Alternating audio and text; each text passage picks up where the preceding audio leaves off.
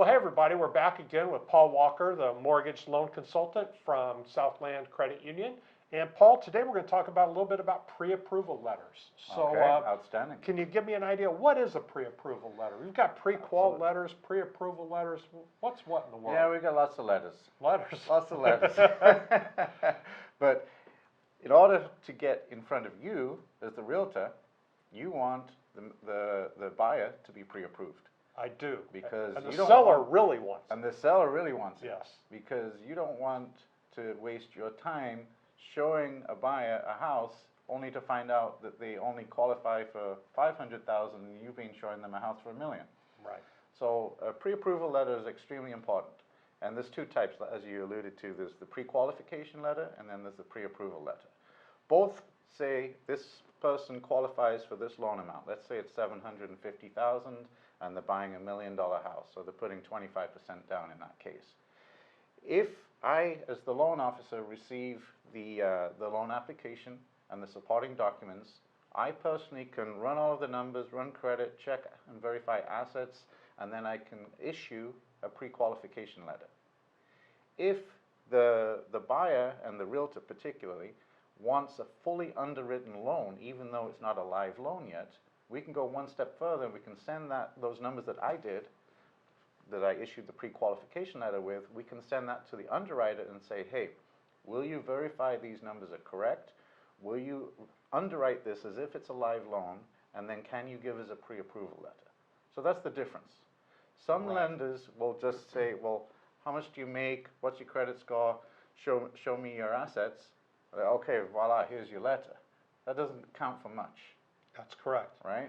So, are underwriting. Yeah, we are going to look at all of those aspects, assets, credit, and income, but we're going to like go into detail, and we want backup proof.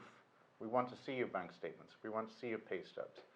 We are going to run a credit report, but that's going to give us clear numbers where we can run it and say you qualify for this amount, and then we can give that letter to you as the realtor, and then now you know which houses you can show them. Right. So let's talk a little bit about desktop underwriting. So that's a computer program, basically. Yes. You input some numbers. Maybe you could help us with that. Right. So the desktop underwriter, DU as we call it, the DU approval says that we have taken all of the borrower's numbers, their credit, their income, the whole application, and we've run it through an automated underwriting system, and we have got what's called an approve eligible through that automated underwriting system. This is a good thing. This is a great thing. I can tell you, when I submit offers, if I have a desktop, a DU approval, that shoots my clients exactly their capabilities way up over that other basically buyers. puts them closer to the top of the list when the listing agent and the seller are looking through their offers. That's right. They say, well, this person didn't just have a pre-qualification letter where the loan officer said, yep, they're good to go. They even got a fully underwritten pre-approval letter, and here's the proof of that, not just the pre-approval letter from the underwriter, but here's the DU approval that shows that it passed the system. It passed all the automated underwriting. So that makes it much stronger. Thank you. And then once I get a pre-approval letter, how long is that good for, and how do we?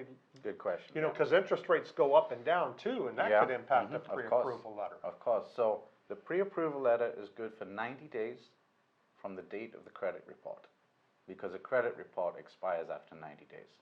Okay. So if the buyer is looking for houses within that 90 days and they don't happen to find anything, then we have to renew their pre-approval if they still want to continue looking.